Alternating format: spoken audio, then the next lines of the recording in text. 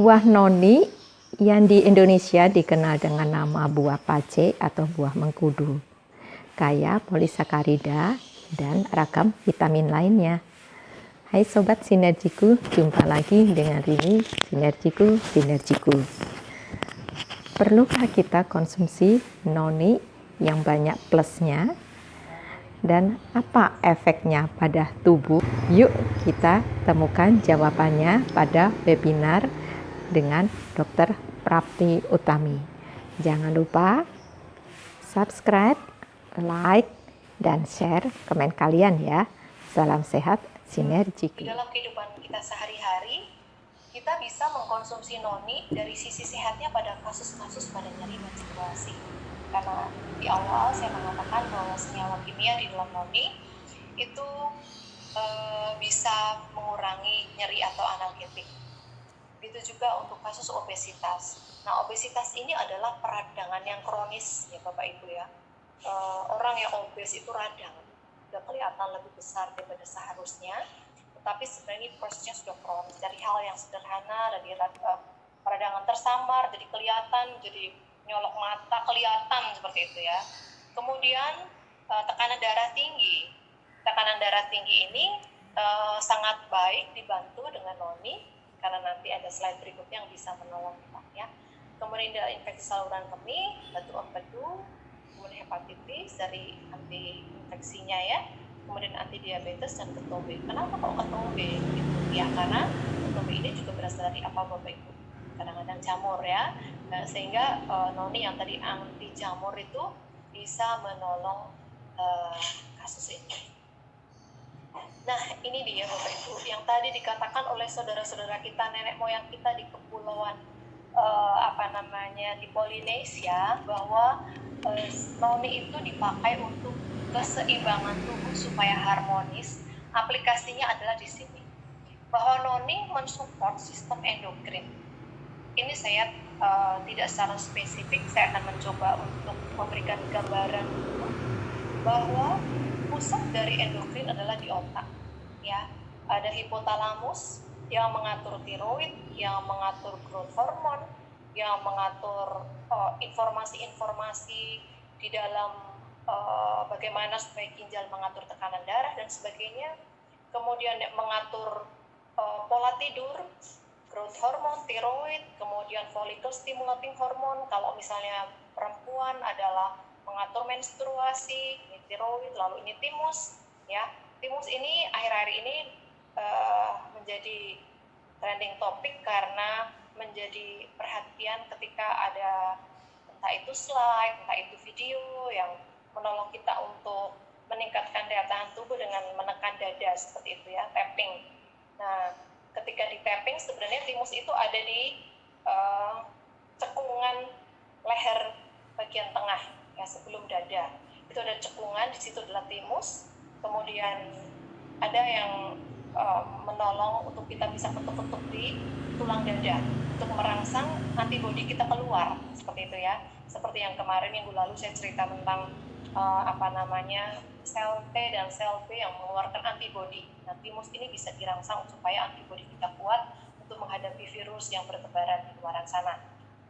Kemudian tiroid adalah pengatur mineral, pengatur aktivitas, pengatur jantung seperti itu ya. Kemudian tadi di dalam lambung juga diatur oleh oleh hipotalamus juga, tetapi lambung ini bagian dari pencernaan yang sering disebut otak kedua, tetapi tidak pernah lepas juga dari otak pertama, yaitu di otak beneran yang ada di kepala kita. Menguatkan liver seperti itu, lalu menguatkan adrenal yaitu kelenjar di atas ginjal.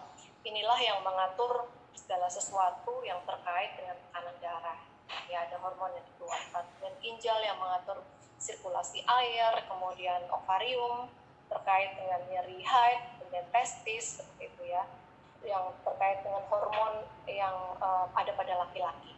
Jadi noni ini menjadi sebuah makanan atau buah yang menyeimbangkan untuk mencapai harmonisasi.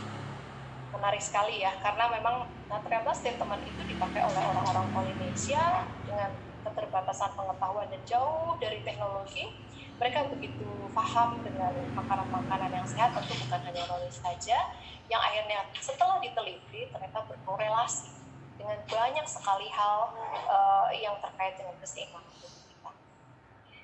Nah ini dia Bapak Ibu, bahwa noni pun mengandung arginin. Ya, yang kita bahas minggu yang lalu, kita tahu L-arginin berubah jadi nitrit oxide yang akhirnya bisa menolong pembuluh darah menjadi vasodilatasi. Ya, inilah ketika vasokonstriksi, vasodilatasi menjadi melebar. Nitrit oxide menghambat trombosit untuk menggumpal. Nitrit oxide juga menghambat proliferasi atau pembelahan sel-sel sel smooth cell ya, masih ingat ya, di dalam lingkaran pembuluh darah kalau dipotong lingkaran dalam adalah endotel, kemudian smooth muscle cell atau otot bagian tengah itu dihambat. Kalau tidak ada NO2 bisa menebal, proliferasi itu berkembang biak. Kemudian juga menghambat monosit beradhesi itu jadi kayak bertemu seperti itu ya. Kemudian juga menghambat SOD ini berelaborasi dengan endotel yang akhirnya merusak dan menghambat oksidasi dari LDL. LDL itu adalah kolesterol yang tetap kolesterol baik ya Bapak Ibu, hanya memang kalau dia teroksidasi jadi jelek gitu, jadi akan merusak. Nah, oleh karena itu noni itu baik untuk memelihara jantung dan pembuluh darah karena noni memiliki kandungan arginin juga. Selain itu Bapak Ibu, noni juga mengandung serotonin. Hormon serotonin adalah hormon yang membuat kita damai gitu ya, kita menjadi lebih tenang. Oleh karena itu anak-anak yang kekurangan serotonin kadang-kadang kalau bayi itu nangis karena dia lapar. Nah, ternyata ketika dikasih makan yang mengandung asam amino, maka terbentuk serotonin yang ada di lambung. Jadi serotonin itu muncul karena ada asam amino dibentuknya di lambung dan akhirnya bayi itu diam. Sehingga ketika orang yang panik, ketika minum serotonin atau minum noni yang mengandung serotonin ini akan membantu lebih tenang. Nah, ini dia Bapak Ibu komposisinya. Kalau tadi noni plus yang banyak plusnya itu plusnya ini. Mungkin ada yang belum pernah kita makan atau kita tahu juga gitu ya. Yang jelas noni ini kita kenali.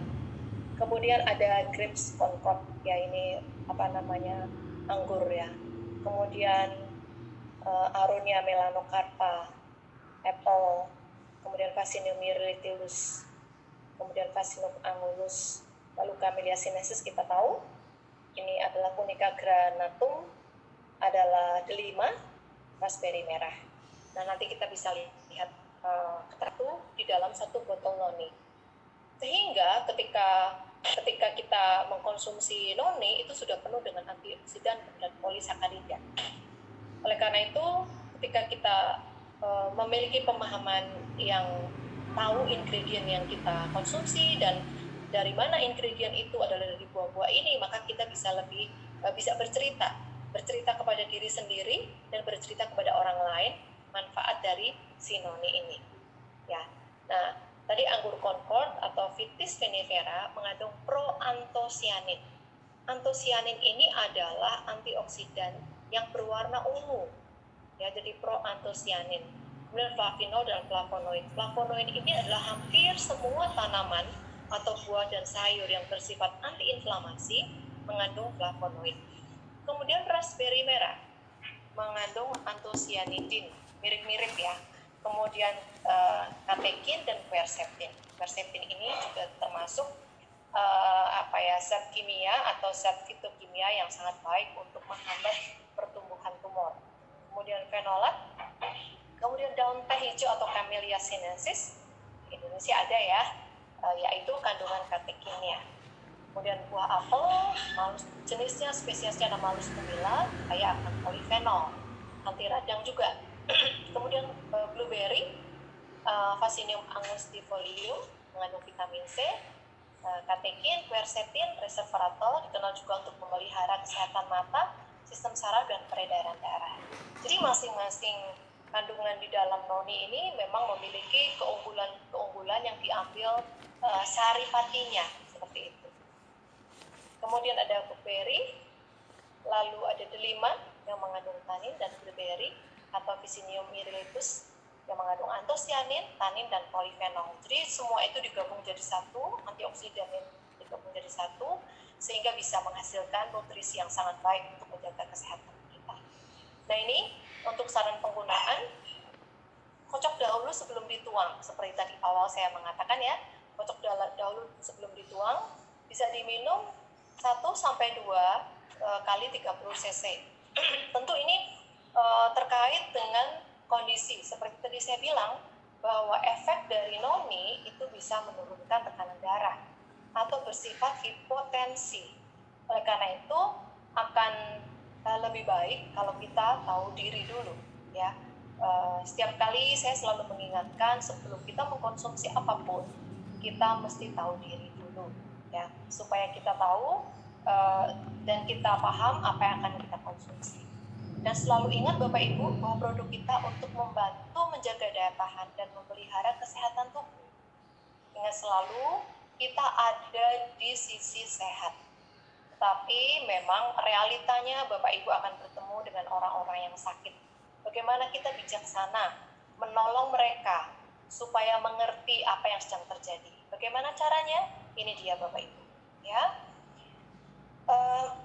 Untuk Bapak Ibu yang sering melihat ini, mudah-mudahan tidak bosan, karena saya pun tidak pernah bosan ketika membicarakan hal ini, karena selalu ada yang baru ketika bercerita tentang pohon kesehatan ini, ya. Ibarat sebuah pohon itu adalah tentu yang utama adalah akarnya. Akar itu mencari makan, akar itu kena racun, akar itu dikerikitin semut atau ulet. Itulah yang akhirnya menentukan bahwa pohon itu tumbuh, berbunga, dan berbuah. Kita tidak pernah melihat akarnya, bukan? Kita tahu pohon rambutan menghasilkan rambutan, pohon mangga menghasilkan mangga. Lalu ketika kita kenali buahnya, maka kita bisa kenal. Mungkin sebelum berbuah kita nggak tahu itu pohon apa. Nah, lalu ketika berbuah, maka kita bisa petik, kita bisa makan, akhirnya kita bisa menilai bahwa buah itu manis, asam, atau pahit. Ketika kita menanam buah rambutan yang asli, misalnya jenis rambutan yang asli kita tanam, maka harapan kita akan seperti buah yang pernah kita makan, kan? Nah, ketika ditanam, ternyata buahnya asam. Apa yang kita cari Bapak Ibu? Oh, ternyata waktu itu kita ambil di Bogor, tanah yang subur. Ketika ditanam di Jakarta, tanahnya tandus, maka tidak menghasilkan buah yang enak. Demikian juga tubuh kita Bapak Ibu, ketika kita mengalami sesuatu, orang hanya lihat di luarnya saja, bukan? Misalnya, saya mengalami tekanan darah tinggi, high blood pressure nih ya. Ketika tekanan darah saya tinggi, mungkin saya juga nggak tahu, atau orang lain juga nggak tahu. Setelah diperiksa, ternyata tekanan darah saya 180/120. Sedangkan saya tidak merasakan apa-apa. Apa yang saya cari? Atau salah satu dari kita, maka yang kita lakukan adalah kita mesti berdiam diri. Ini kenapa ya kok tekanan darah saya tinggi? Tadi pagi makan apa ya? Beberapa hari ini mikir apa ya? Maka kita sedang mencari akar masalahnya. Makan apa ya? Lalu sakit perut nggak ya? Apakah saluran cernanya yang nggak beres? Atau kita ingat, apakah ada ya orang tua saya yang tekanan darah tinggi? Oke, kalaupun ada itu kecil persentasenya. Kemudian ada trauma ya? Trauma itu trauma fisik atau psikis ya. Kadang-kadang tiba-tiba kita ingat, misalnya saat ini kita di rumah saja. Kita ingat orang tua yang jauh seperti itu ya. Mereka sedang sendirian atau apapun lah ya. Sedang terjadi sesuatu, maka kita mengingat, kita tegang. Bisa berasakan ya Bapak Ibu ya. Atau misalnya HP kita hang, kita lagi ngobrol asik-asik atau ada urusan, tiba-tiba HP kita hang, tegang, kepalanya sakit misalnya gitu. Kemudian kenapa lagi misalnya? Apakah karena sesuatu yang beracun misalnya ya? Apakah menghirup udara yang kotor misalnya, atau kena asap, itu kan bersinggungan dengan toksin. Kemudian atau karena lama nggak olahraga, kemudian atau kurang makan, kurang minum, ya nutrisi defisiensi. Ketika kita kurang minum, kurang makan, bisa juga hipertensi loh Bapak Ibu.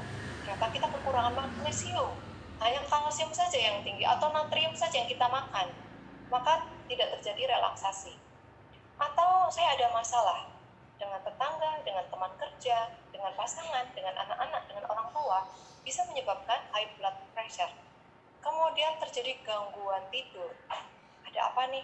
Selalu tidak nyenyak dengan tidur, memikirkan sesuatu, atau toksin. Toksin itu yang dimaksud apa? Banyak sekali loh Bapak Ibu toksin di dalam makanan kita. MSG juga toksin. Saya mau bertanya Bapak Ibu, sudah tinggalkan MSG berapa bulan? Atau masih menggunakan MSG? Bapak Ibu masih terdampak oleh toksin, ya. Kemudian diet yang buruk. Diet yang buruk itu apa misalnya? Mengkonsumsi makanan yang sama, mengkonsumsi gorengan, terus apalagi sekarang kan lupa makan sayur. Jangan ya Bapak Ibu ya. Ternyata diet yang salah juga bisa menyebabkan hipertensi loh. Kemudian stres, jelas lah ya. Stres itu pasti menyebabkan hipertensi. Kemarin saya ada sesuatu yang membuat saya kepala saya sakit karena teknis sekali Bapak Ibu, karena HP saya hang seperti itu, dan saya merasakan kepala saya cukup aduh ini nggak beres. Nah, apa yang terjadi? Inflamasi. Segala sesuatu yang terjadi nggak beres di tubuh kita adalah karena inflamasi. Oleh karena itu, sebenarnya ketika kita aware terhadap diri sendiri, buah yang keluar yang dilihat oleh orang lain, entah itu hormon imbalance, mens yang tidak teratur, atau gangguan tiroid, atau depresi, atau kecemasan, atau high blood pressure, tekanan darah tinggi, penyakit jantung, kanker, alergi, gangguan saluran cerna, irritable bowel syndrome, autoimmune disease, diabetes kronik, kelelahan yang kronis, atau penyakit-penyakit yang lain adalah penyakit yang bisa dilihat. Tetapi akar masalahnya kita yang tahu. Oleh karena itu, Bapak Ibu, ketika Bapak Ibu muncul gejala dan tanda di dalam kehidupan kita sehari-hari, mari berdiam dan cari akar masalahnya. Apakah karena saluran cerna yang buruk? Maka kita berpikir bahwa kita mesti hindari terigu, karena terigu mengandung gluten. Genetik bisa diabaikan. Trauma, mari selesaikan trauma. Kemudian toxic talk, kita bersinggungan dengan sesuatu yang toksik. Atau kekurangan olahraga, bagi Bapak Ibu yang masih ada waktu untuk olahraga, yuk jalan pagi, ya. Atau di rumah aja, jalan-jalan di rumah aja. Kekurangan nutrisi mungkin, apakah memang perlu sumbangan magnesium di dalam nutrisi kita, gitu ya. Kemudian relasi bagaimana dengan anak saudara, sanak saudara, di rumah saja bukan berarti lepas dari relasi yang buruk ya, malah sebaliknya kadang-kadang kelihatan aslinya. Tapi disitulah sebenarnya kekayaan kita, membangun relasi, ketemu terus, akhirnya kita menjadi terbangun relasi kita. Oke Bapak Ibu, presentasi saya sudah selesai.